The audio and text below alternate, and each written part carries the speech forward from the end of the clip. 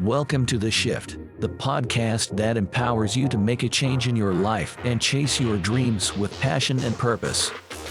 If you are tired of feeling stuck in a life that doesn't fulfill you, if you have big dreams and ambitions but struggle to turn them into reality, if you want to break free from self-doubt and limited beliefs, join us every week to listen to inspiring stories from regular people just like you, actionable insights, and the motivation you need to make the shift towards your own dreams.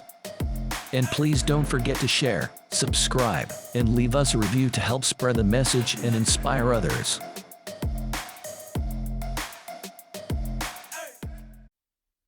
Hey shifters, welcome back to another episode of our show, The Shift. And today I'm going to be talking to a good friend of mine, Amin. We met in a private real estate group, connected recently, I would say. I found him very methodical and strategic when I talk to him. So I think this conversation is going to be very awesome to hear because of the way he thinks and the way he represents himself. So Amin is a real estate investor. He was born and raised in Birmingham, Alabama, and he's only 30 years old. But before becoming a real estate investor, he also had a W-2 job, and he was able to quit that. So I'm excited to dive into his story about how he transformed his life and what challenges he faced while he was doing that. Welcome to the show, friends. Hey, Eugene, how are you? Thank you for having me. Awesome, man. Well, I am super excited to have you here. I can't wait to dive into your story, man. So why don't we start with telling our listeners and viewers who you are, like where you came from, and how did you actually got to the point where you're at right now?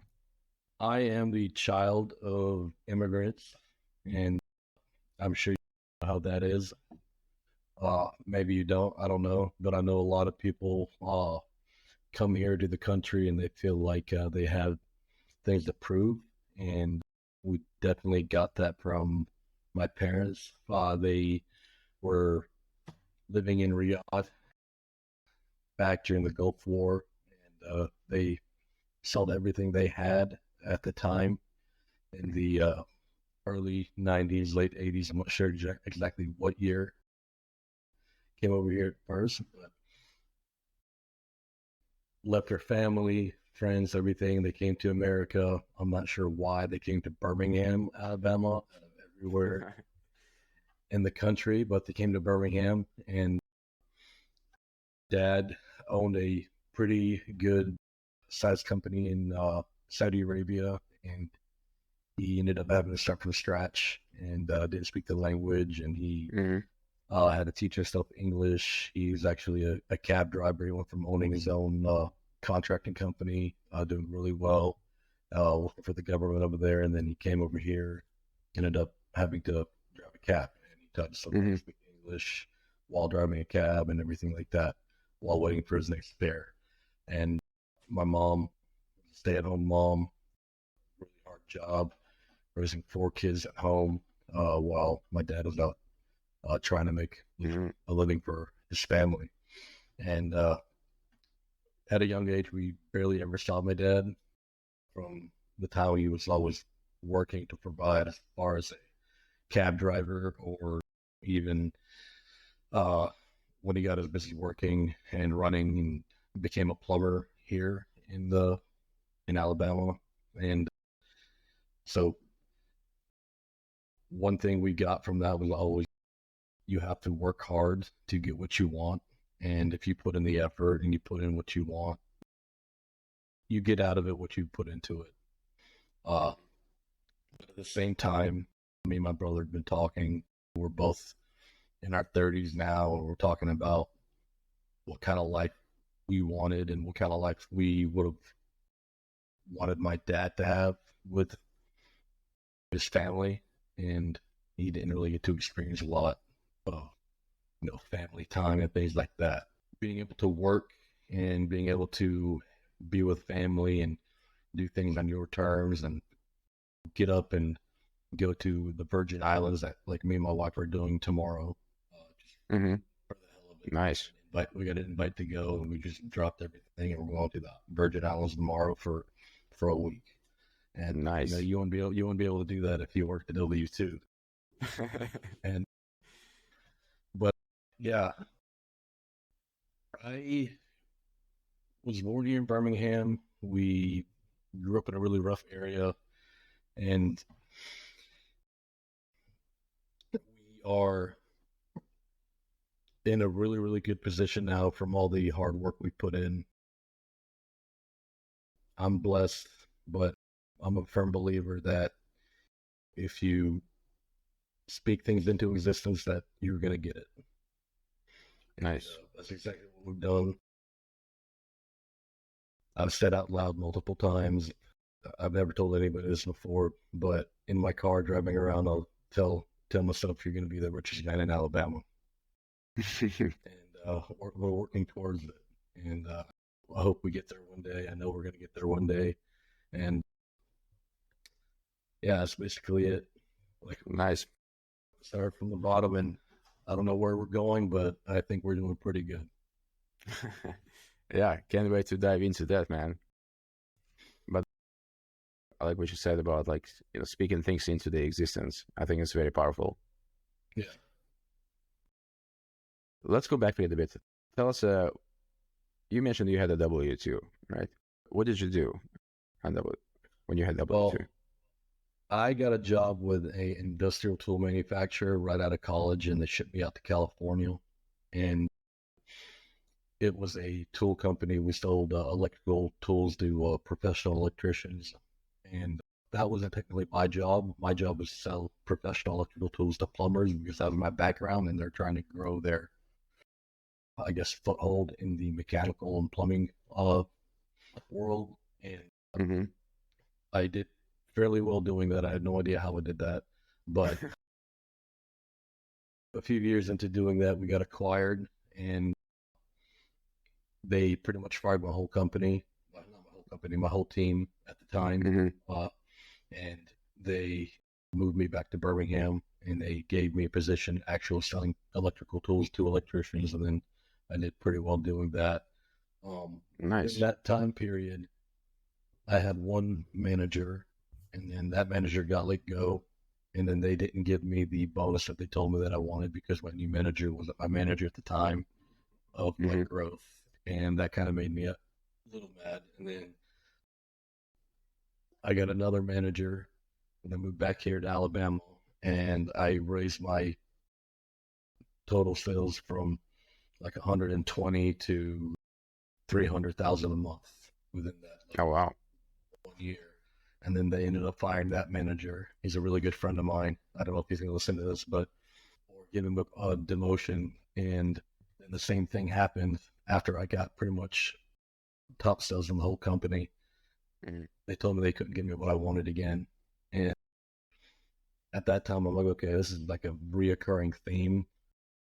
I don't have control of my own life. I don't have control of anything. So I might need to find another outlet to make real money. And really, the whole time I was working for them, I wasn't planning on staying with the company. I remember a few weeks before I took the position with the company, my best friend's dad asked me how I felt about it. And I told him, I'm taking the position to learn about how big business makes money. And then I want to leave and then do my own thing. And that's pretty much what I did. So during COVID, we actually started flipping homes, me and my brother, one day, February of like 2019, I think. We started looking at auction.com for a home to flip, and we're like, well, if we lose money, it'll be as if we took a course on it. Yeah, hold on. So why did you concentrate exactly on the houses and auction.com? Well, my brother was a realtor, and when I moved back to Birmingham, I found out that my dad and my brother had bought a home. and they were going to flip it. Right. Okay. And I was like, okay, that's pretty interesting. And that's right after I bought a house in California, and I convinced the owner of the property that I was renting it from to sell it to me. Right. And I bought it for one price. And then when they sold it, I guess when the company I bought it, I had to move back to Birmingham, and I sold a substantial more amount. I bought it. Nice. Okay, cool. That's awesome. So you having a sales background, you convinced the owner of the property that you were renting from to sell you the house, right? Yeah. Because we were looking for property in California, and you live in California, you know how competitive it is out there. And Yes, sir. For a home to buy out in California.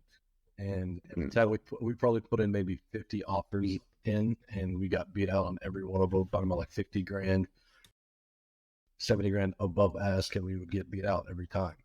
I was like, well, I have to find a property off market. And I was sitting there one day, I'm like, well, I'm here in a home. I know that he has kind of, when I first met him, he told me that he wanted to get rid of it, but he wasn't sure about taxes and things like that. And I called him up one day. I was like, hey, and it helped that he was from Lebanese heritage. So we had that little brotherhood, but I used that. I called him up. I was like, look, this is what I'm doing. You mentioned you wanted to get rid of it, but you're worried. I was like, there are things around that we can do. And we ended up getting it. I thought it was for a crazy amount at the time I bought it. And it was like an 1,800 square foot home in Elk Grove, California. And I think we bought it for $395,000. And like, What year was that? What year? 2018. Okay. And 2018, yeah. Nice. And that was like in February 2018. And then literally a month later, our company got bought out, and then they told me I had to move. And then in July, I sold it for like $450,000. And yeah. Awesome. 6 months. Yeah. 6 months. I mean, we didn't make much on it after everything, but I mean, the numbers were there. But yeah, so I had gone through that, and then I heard my brother was flipping one with my dad, and I was like, well, I can do that. And I was really busy with all getting the territory here running and everything, and then I just got really irked by the company, and I got to make money. And we flipped the first one. We bought it for like 190. We put 30 into it. We raised all of that with investing. We didn't put any of our own money into it, and maybe 10 grand. Yeah, I think we put 10 grand of our own money into it. And then we turned that around, and we sold it VA loan for $300,000. We walked away with a pretty good chunk of change. There's a lot of fighting between me and my brother. First time arguing back and forth, and we learned a lot from it. And then we went on and we did like another 5 to 6 homes together until we're like, okay, we're gonna go and do our own thing. And nice. we can't work all right. Family. Wow, that's pretty cool. But so for people who doesn't know what fix and flip is, let's explain. Right? So fix and flip, it's something, so you buy for the price, for the specific price, right? Below the market price. Usually this is what you want to do. You put some money into the rehab, you fix it up, and you sell it for profit, right? But go on. So you flipped your first house with a brother. You mentioned that you only put $10,000 of your own money, but then another portion you raised, right? From other people.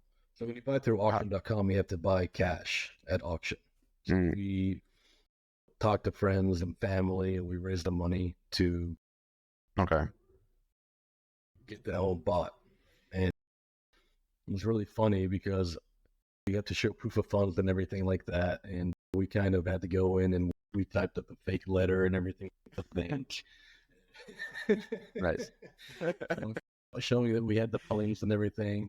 Like we got a letter from the bank, but then I'm not gonna say which bank, but we got a letter from the bank saying that we had that much money, and then we just went in and we edited the number a little bit, and uh, we provided it, and yeah, and then we raised the money and we bought it. But Nice. That's awesome. That's really cool. How was the process of raising money? Like, I think you were doing this for the first time, right? Like, I mean, have you? I'm a salesman. That's my background. I mean, even before I took the job with the tool company, I was buying cars and selling them to pay myself through college, right? So I did that. I paid my way through college and graduated with zero debt, just by flipping cars through college. And That's so I was that's salesman. awesome. Yeah, and but I had a few people I knew I could go to, give them a pitch and everything, and we're giving them a 10% return on whatever they put in. Like if they put in 50 grand, they get back 55 at the end of it. And a lot of people were willing to do that especially back in 2018. So That's pretty cool. Nice. Well, I can tell you that I don't know lots of people who actually paid for their own college through flipping cars. That's pretty dope. yeah, it was a lot. I mean, I started out with a $300 Honda Civic, and bought that one not running. I thought the motor was locked up. Ended up being the starter. Went and got a starter from Amazon for $50, and then turned around and sold it for $1,500, and just kept on flipping it. That's amazing, man. Well, do you understand cars? Like, are you like a mechanic? I know my way around a car. I know what affect what. I mean, I put in multiple transmissions and multiple motors and things like that. I had a real passion for it back then, but when you do things that make money, they turn out to be more of I don't know. I hate doing it now. You hate doing this now. I hate working on cars now. But that's how much we did it. Okay.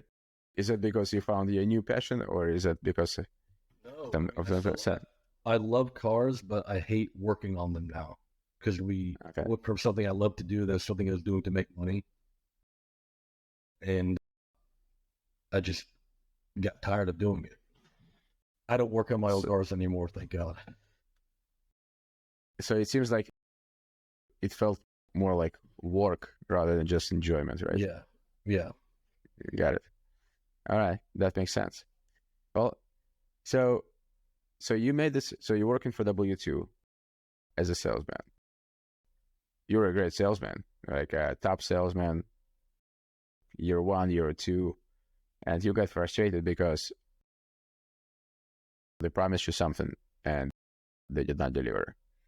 And it seems like this is the time when you shifted from your mindset shifted. Okay, so I need to do something else.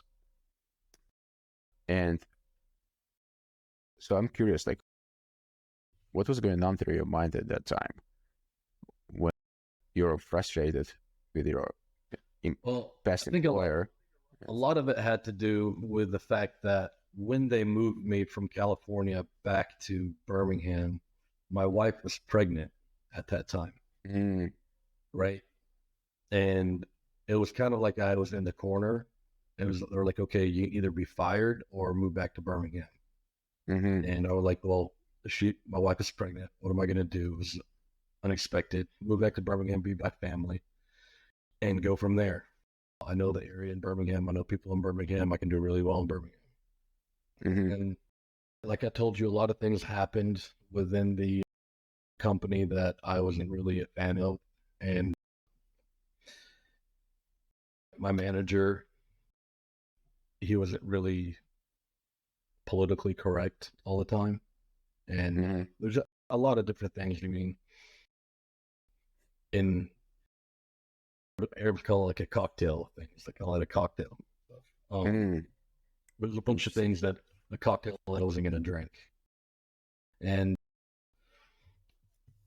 after we sold that first home and I got a check for pretty much half the amount I worked my butt off for the year, I was like, why the hell am I doing it? Why am I traveling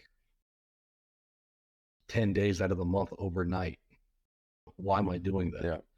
I've got a kid on the way, and then on top of that, they told me he wanted me to be traveling for half of the month, every month. Oh, And I was like, I went to bed one day. I was like, if I'm traveling for half the month every month, if I just do rough math, by the time my daughter is 18, I would have missed 9 years out of her life. And I'm not going to do that. I'm not going to be what I didn't like about my dad, being gone and being working all the time. Yeah. So we flipped the home, and I was like, okay, well, this is a really big chunk of money at the time. It was like 20 grand at the time, 23 grand. The total amount was, we split it 3 ways. It was like almost 90 grand. I was like, okay, well, if I can figure out how to do it with my own, I'm not going to have to do anything. I'm not going to have to work. I'm going to be rich. Right. Yeah, so that's what made the transition. That's what made me quit my job. I took all my vacation days, all my sick days, all my holidays right after each other. We went to San Diego for a period of time, came back, didn't work, and then I called up my manager and like, I'm quitting. He couldn't believe it. He thought I was like joking, and I was like, yeah, I'm quitting. I'm not doing it anymore. And I quit. I had nothing lined up, and I just bit the bullet and went with it. That takes courage, man. Yeah. That takes courage with a kid on the way, right? And like, there is no safety net that you can rely on, right? And you say like, that's it, I'm done. And I think at that point, you're kind of, when you're feeling at the bottom, I guess your motivation goes like 2 or 3 times as high to make something happen, right? Yeah, I mean, if you think about it, like, you got people working for huge corporations. These are huge corporations, and they are literally killing themselves to make a paycheck, right? If you were to take that energy, that drive, and apply it to your own life, what can you do for you? Right? Exactly. I told my wife was deathly afraid of me quitting, because we had a kid, and she's like, what is going to happen? We have all these like things that we got to pay for. Yeah. If I can't bet on me, then who am I going to bet on? I mean, I've already bet on that company, and they keep on telling me they don't care in their own way. So, I'm leaving, and I'm going to take care of everything. I'm going to do whatever. If I'm working for them at that level, I can do it for me and you and our family, and we'll be okay. Totally. That's amazing, man. And it's something that I think I'm going through right now myself. My company that I used to work for, we did not find a path forward. And I think as of last week, I sort of got laid off, and also have nothing lined up, but I started working on some verticals, in real estate verticals, and I'm just putting my whole energy into these verticals that I already started working on. Yeah. While I was working for that company. So yeah, I mean, also have nothing sort of behind me, right? And it's scary, right? It's like it's scary that when you have nothing and you're trying to build something, sometimes you wonder if you're making the right choice, if it's going to go anywhere. You just have to keep pushing forward. I mean, yeah, it's definitely scary if you don't know what you know, right? But you know a lot more than the guy living next door to you. a lot more than the guys that you are working with. I mean, we've been in that club or the group or whatever you want to call it together for a while. I mean, you've been popping up. And my 19-year-old brother-in-law was in town the other day, and he was over here talking to me. Yeah, I don't know what I want to do. I was like, do whatever you want to do. But at the end of the day, free time is the best measurement of wealth that you can have, right? So I was like, that guy, we're at a restaurant. I was like, that guy over there making your sandwich right now, if he knew that he could go find a deal, put no money into it, and put a little bit of a percentage on finding it, no matter how big of the deal, he doesn't have to spend any money other than a little bit of energy, and he'll make a paycheck, right? Yeah. Yeah. Like when we're underwriting all these big deals now, I know we've kind of jumped forward a little bit, but when we're underwriting all these big deals, like the whatever deal we bring, we get a portion of it, and we get the equity of it, right? We get a portion of finding the deal, and then we get the equity, right? Mm-hmm. Yeah. All of that comes with what? Zero money down. We don't have to use any of our money. We bring value in other ways, right? And that guy making that sandwich, if he were to make one deal like that, he'd never make a damn sandwich again in his life. Right? Yep. If he discovers the power of making that amount of money, he probably wouldn't come back. Yeah. Yeah, sure. Absolutely. I agree, man. Well, that's awesome. So let's go a little bit forward now, right? And let's talk about what's behind your drive right now. What is your why? Why are you doing this? My why is I'm very competitive. Being a middle child has made me be very, very competitive. I've always felt like I had to prove myself. And it's not like I need to wake up and I need to make $1. I just, that looks interesting. It would be really cool if I did that. I'm at that point now. I went from, in 2020, when I left my job, I went from, oh, crap, what am I going to do? How am I going to make that money? I need to go make that money.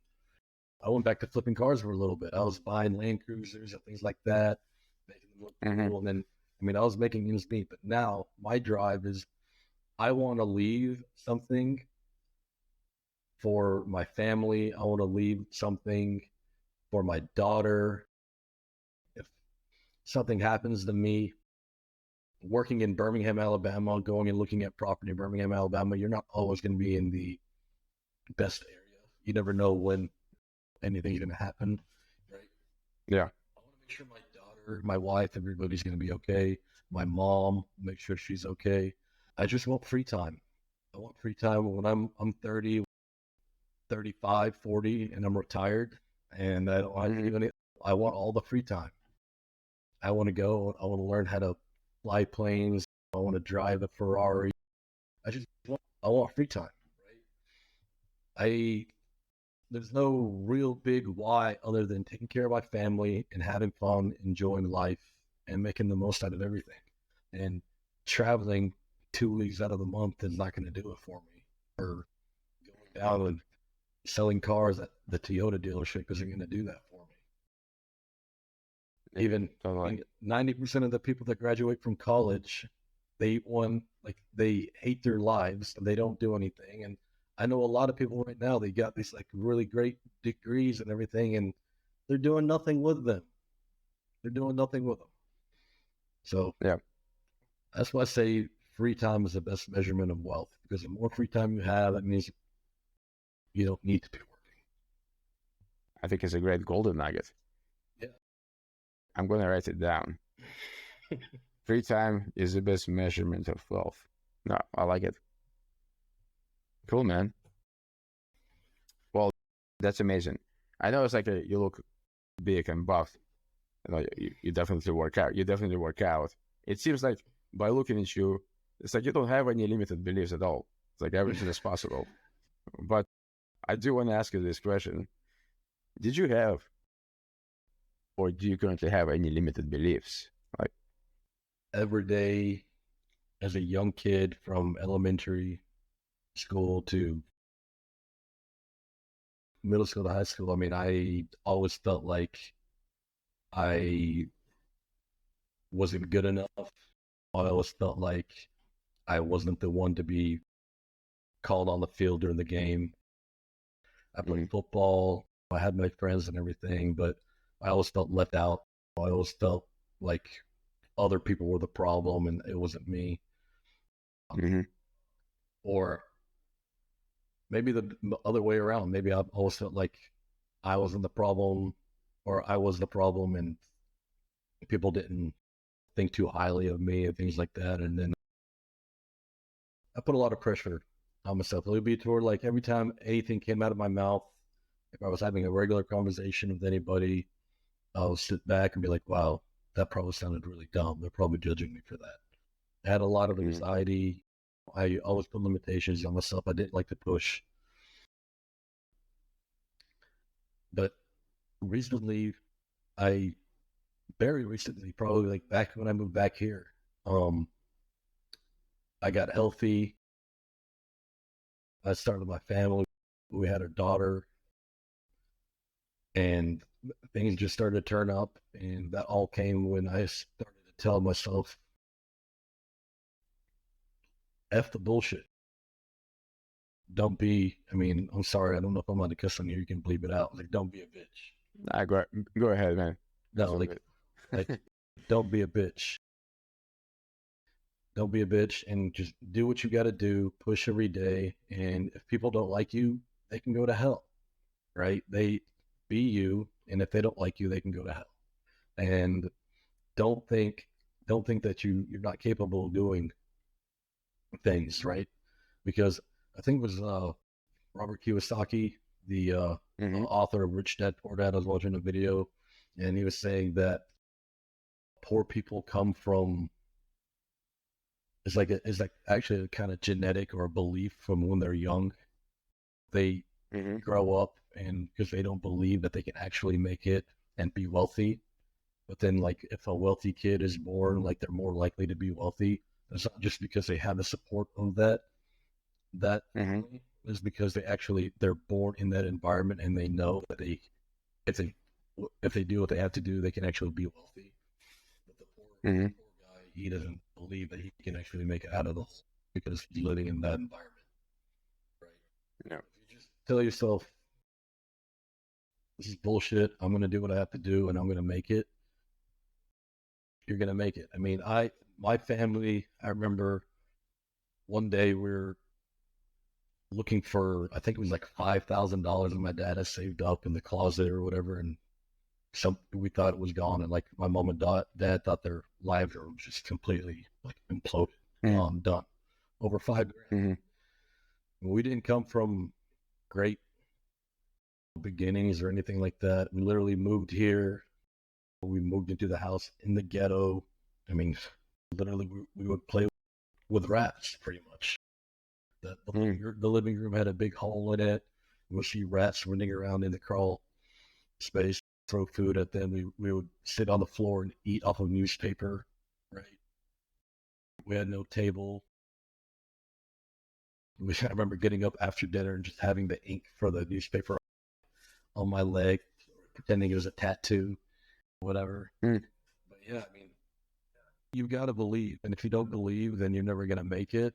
And like, I think a lot of the people that I used to talk to or hang out with and everything,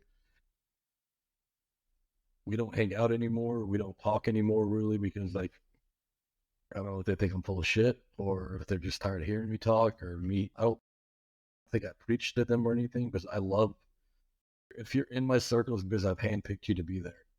And I'm very, very picky about who I bring in.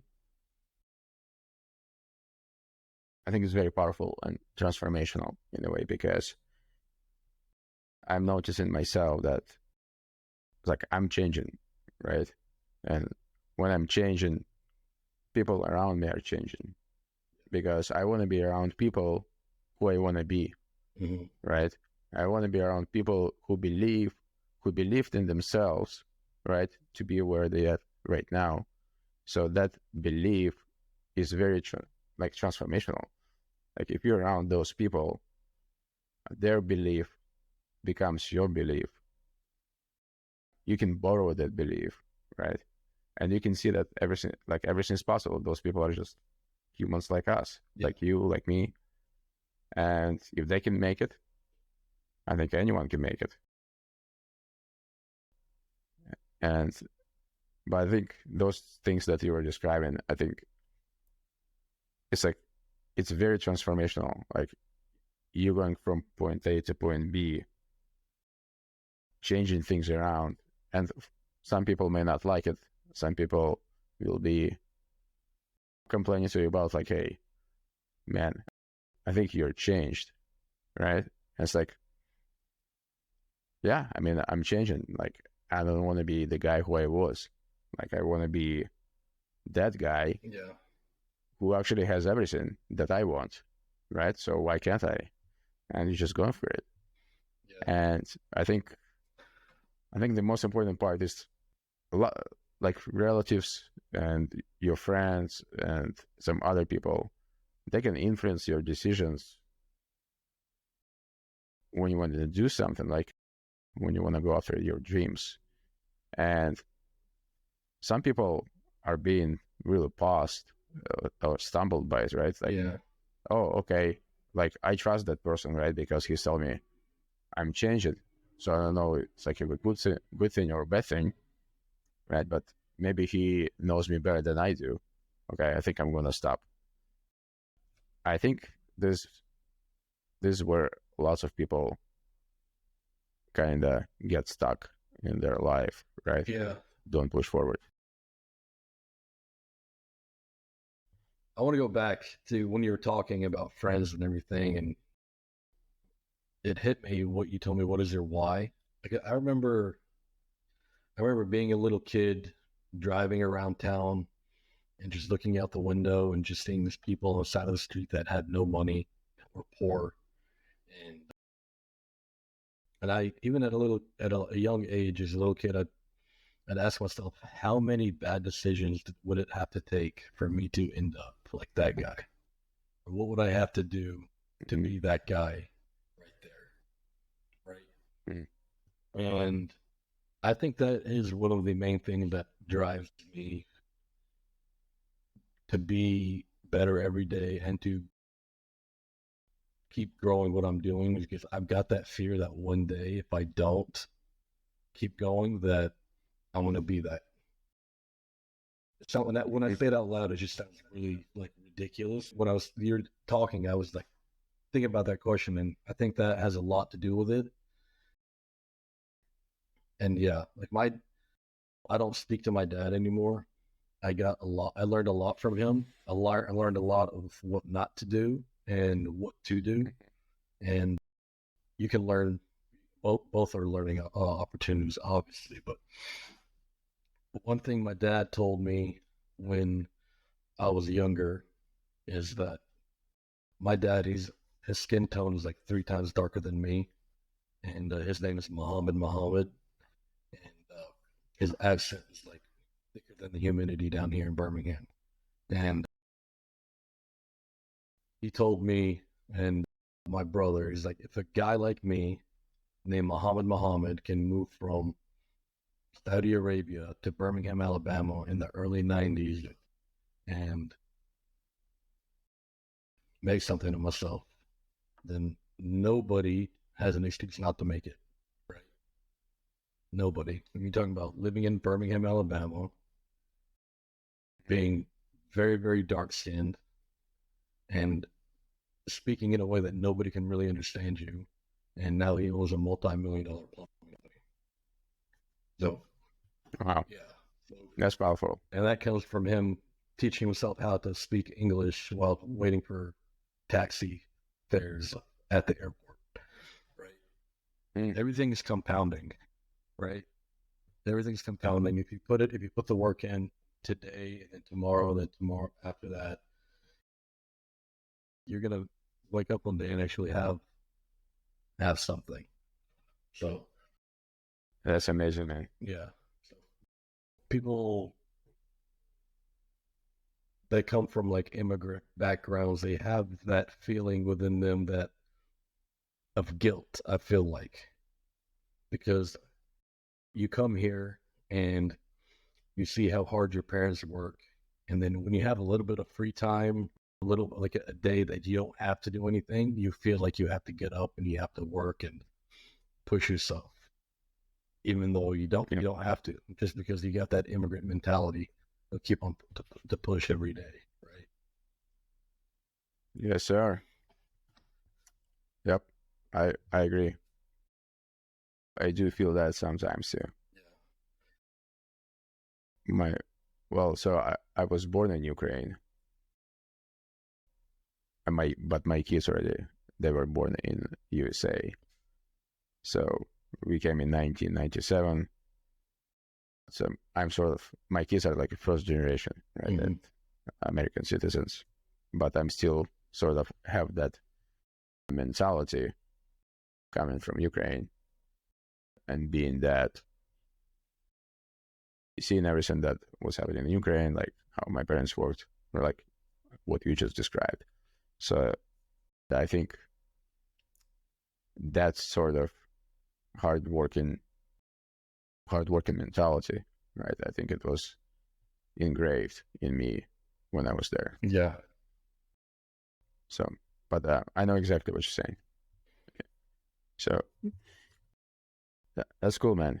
I know we have people who listen to us that, try to transform their life, try to get better at something, try to make something of them. What would be one suggestion that you would give them in regards to anything? Like, what would be your one suggestion that you think they should know?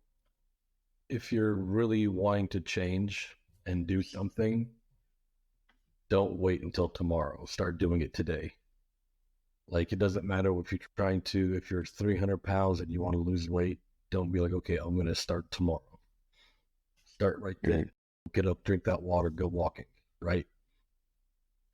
If you're trying to quit your job and do something on your own, start researching what you can do for passive income right then, right? Don't think about what you hate about your current life and think about doing it tomorrow to better it. Work on it today. Work on it now. Work on it when you have a free minute, right? Don't push it, because you keep pushing it, you're going to look back and it's going to be months, then years, and then you're going to regret not doing it, right? Like, I don't know. Yeah. My coach, I have a coach who coaches me for bodybuilding and weightlifting and diet. Mm-hmm. And I've been very busy with real estate to the degree that I am not eating correctly. I'm missing workouts left and right. And I'm always telling myself, okay, I'll be better tomorrow. I'll be better tomorrow. I'll be better tomorrow. Right. And I know that is wrong, because I used to be 300 pounds and he helped me get down to where I am and what I am. And now I'm over here too busy. And I know what I need to get back on track. I'm telling myself tomorrow. But so that's something. Don't wait till tomorrow. I'm not taking my own advice here, but go ahead and do it today. Do it today, right? Nice. So, yeah. Shifters. I think this is the one of the best advices that you can get. Right? Stop procrastinating. And if you don't start doing things. If you don't know where to start, go and talk to people that are doing what you want to do. Right? 9 times out of 10, they're not mean people. They're not stuck up, right? Mm-hmm. And if you're trying to change and it's not working out for you, hire people that know more than you and pay them to teach you. I mean, Yep. You get out of it what you put into it. So. Totally. I absolutely agree. I think what you said is, true and very powerful in regards to stop procrastinating, right? start thinking about what you want to do today. Yeah. And I love what you said about mentors, right? Get a mentor. Like if you don't know how, if you don't know where to start, I think there are lots of people who can help. Mm-hmm. I think it's great.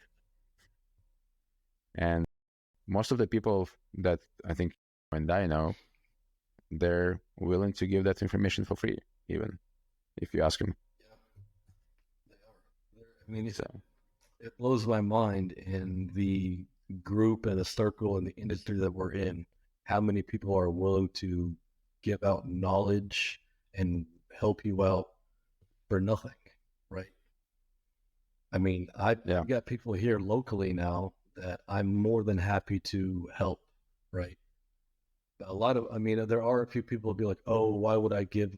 I've worked really, really hard and all stuff for it to learn, yada, yada, yada. Why would I give that out for free? I mean, just be a giver. I mean, if you give, we don't know what kind of connection you're going to get. You don't know how you're going to benefit from it down the road. Yeah. There's more than enough money to go around for everybody. And at the end of the day, when you die, and everybody dies at the end of the day, the amount of money that you're going to make has already been written. You're going to make that money. Is not going to change. We believe that God has already written how much you're going to screw up, how much you're going to make, how much you're going to live. Everything's already written. Right? Don't take things so seriously. Enjoy life. Take care of your stuff. I'm not saying that to be like, okay, yeah, just wake up and lay in bed and do nothing all day. Put in your dues, and things are going to take care of themselves. That's exactly right. You gotta start. You gotta start doing something. And like you said recently, it's gonna compound, right? It's gonna compound in a better outcome that you can actually imagine. You may not see the results maybe right away, right? If you're working like 10 days, 20 days, and you're not seeing results, it doesn't mean that the results are not coming. I think you just have to push through this mentally, through this wall that you're imagining that, hey, I'm doing something, but I cannot get it. So you're probably building a like mental wall, right? Like something is happening, but I think you just have to push through it, right? Push, and drive. And you get through it, it'll all be worth it. It really will. It really will. I mean, and the biggest things that you can do in life are going to be the scariest things that you can do in life. Like they're going to make you sit back and wonder if you want to go through with it, wonder if you're making the right choice, if it is an opportunity, if you're going to royally screw up the rest of your life by making that one decision. Every investment is a risk. Every choice has repercussion. But ultimately, if you just stay there stagnant, doing nothing, then you're never going to move. You're never going to learn. You're never going to do anything. And I mean, the way I got into multifamily is by taking a big risk at the time, which was it was like a little over a year ago, and it feels like a lifetime ago. I told myself, I want to buy an apartment building. I started talking about it, and I got an apartment building off market. And at that time, it was more money than I ever even thought about spending at the time. And I kept on going back and forth. And literally, like 2 days before closing, I was telling my wife, I was like, I think we're going to pull out. I don't want to do it. I was afraid. I was afraid. Talking about my life and my income is based on all these other different people paying me. Like I didn't feel good about it. I was like, what if they don't pay me?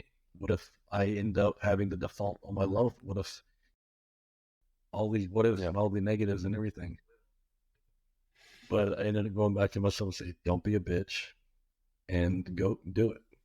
And We bought the building way under market value, and we actually just sold it for more money than I ever thought I would ever get in a check at one time, like 2 weeks ago. Mm-hmm. And Congratulations. that happened. Appreciate it. All that happens because I told myself, don't be a bitch and go through with it, right?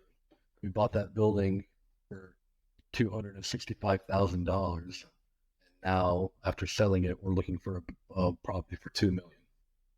And 2 million. Wow. That's awesome. as listen to the podcast, I need to buy a building for $2 million. And we're running out of time. 10:31 is not. How much time do you have? We got about, I think about 32 more days to ID the property. Okay. Yeah. So All right. take Cool. out 7 days of that because I'll be in the Virgin Islands next week and I'm not going to be working. So Are you going to Jimmy's yeah. place? Something really nice. Are you guys investing into his deal? No, he just told me to come. All right. Cool. That's awesome. No, me and Jimmy were working on another deal here in Birmingham together. Okay. Oh yeah. The okay, gotcha. The warehouse. Yeah, Right. so I found a 36,000 square foot warehouse here in downtown Birmingham that we're going to be converting into a climate controlled self storage. So That's awesome. we all in for about Nice. 1.4 million. Nice. It sounds like you already started raising money for it. We have multiple people interested in bringing all the money already. Hopefully, we can actually get that in our account. We're not all talking, but yeah, I've got a local investor here that I think really highly of here in Birmingham that I talked to. He told me he'd be willing to bring the money for it and partner up on it. But That's awesome, man. That's amazing. Congratulations. That's huge. And so my next question for you was like, hey, what are you currently working on? But we already sort of passed that. And what I would like to ask you is, what's next for you? What is your biggest goal? Like, where do you wanna? what's next for me? Like, yeah. Well, What's next for you, and what is your biggest goal? what's next for me kind of goes hand in hand with what I'm already working on because I'm trying to do a big deal that I've never done before. So I've done my own personal portfolio type multifamily, and I've got a team that I'm working with now. They're great people. I'm working with Jimmy, and me and my team, we're looking at a bunch of property all across the country right now. And we sent out 3 LOIs, which means letter of intent to purchase a property on 30 different properties. One here in Birmingham, one in Nashville, and one in Houston. And we're waiting to hear back on that. I'm like a little kid waiting to hear back on what they tell me. I really, That's amazing. really want the one in Birmingham because one is my market and I know the area really well and the neighborhood that it's actually in. I grew up in that area and I want to own an apartment complex on the streets of the apartment complex that we were evicted out of. So I want to go full circle, and that's what my next thing is. I want to own that apartment building. Things will happen for you, man. Things will happen. Yeah. And like you said before, you gotta speak this into the existence. Right? I'm gonna tell you right now how important it is to speak things into existence. Because people are like, "Oh, you always get what you want. You always get what you want." Yeah, it was when I work for them, and 2, I talk about it all the time and I make it happen. Right? Yeah. So my wife is half Palestinian and she's half Mexican. And 2 years before I met her, I told my mom I'm going to marry a half Arab, half Mexican girl. Yeah, I ended up marrying her. That's pretty cool. Yeah, It's like you're like a fortune teller. kind of. I don't know. Who knows? But Who knows? just if you want something, talk about it. Talk to people about it. If you want to be a, I don't know, whatever profession you want to be in, if any kind of business that you want to be in, start telling people that's what you do. Because then you're going to be attracting people that you want to be around. You're going to be attracting people that can help you. People are going to bring things to you that you can use and take from it. So. Absolutely. That's amazing, man. Well, to finish our conversation, I know it's like there was so much information that I think if we were to break things down, we would probably have like multiple podcasts. And at some point, I actually want to bring you back and talk about those things as well and go deeper. But have a final fun round. 3-4 questions just for people to get to know a little bit better. You ready? Think fast. It doesn't have to be like a full-blown answer, but like 1-2 sentences is good. Okay. You ready? Yeah. Cool. Let's go back for a second to elementary or middle school years. What did the younger version of Amin look like at that time? The younger version of Amin was a chubby kid. Chubby kid, wasn't very confident, but wanted to be Batman. Well, that's cool. I think you just answered my next question. What is your go-to Halloween costume? I wanted to be Batman. I was never able to be Batman. I mean, I was never able or allowed to dress up for Halloween because of my dad's conservative views or whatever. But I would want to be Batman. Got it. Okay. That's amazing. All right, let's say in 100 years, right, the science fails to save us, and all that is left, a book about your life. What would you say the title be and the blurb be that would tell us about? I guess the title would be "Don't Be a Bitch." I love it. I knew you would say that.